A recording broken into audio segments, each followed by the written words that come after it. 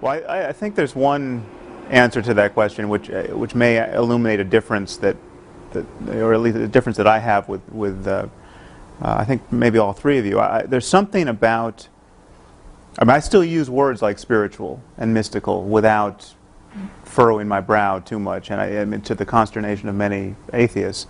I think there is a range of experience that is rare and that is only talked about without obvious qualms in religious discourse, and because it's only talked about in religious discourse, it is just riddled with superstition, and it's used to cash out various metaphysical schemes which it can't reasonably do. But clearly people have extraordinary experiences, whether they have them on LSD, or they have them because they were alone in a cave for a year, or they have them because they just happen to have the neurology that is particularly labile that allows for it.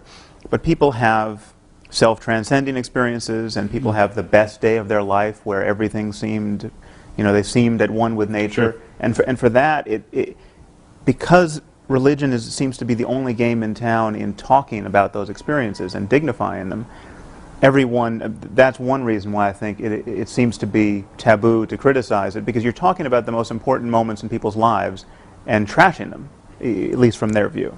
Well, I don't have to agree with you, Sam, in order to say that it's a very good thing you're saying that sort of thing, because it shows that, as you say, religion is not the only game in town when it comes to being spiritual. It's like it's a good idea to have somebody from the political right who is an atheist, because otherwise there's a confusion of values which doesn't help us, and it's much better to have this diversity in other areas. I mean, I think I sort of do agree with you, but even if I didn't, I think it was valuable to have that.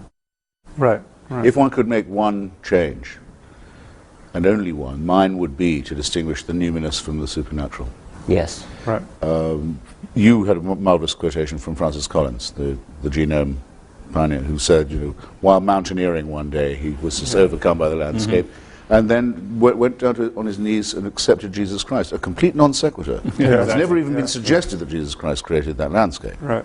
A frozen waterfall in three streams. Three parts. Which would be the mind of the Trinity. Well, yeah, absolutely. We're all triune in one way or another. We're programmed for that. That's very clear. It wouldn't ever have been a four-headed God. Right. You know that from experience.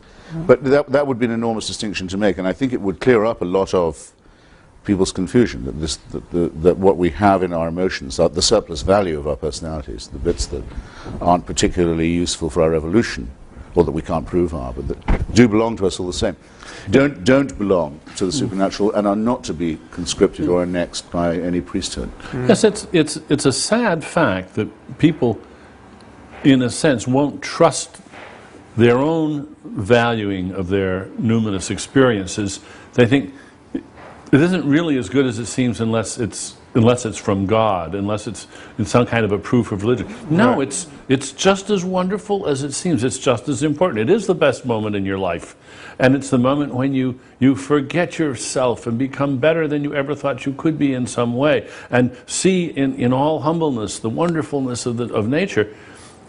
That's it, and that's wonderful. But it doesn't add anything to say, golly, that has to have been given to me by somebody even more wonderful.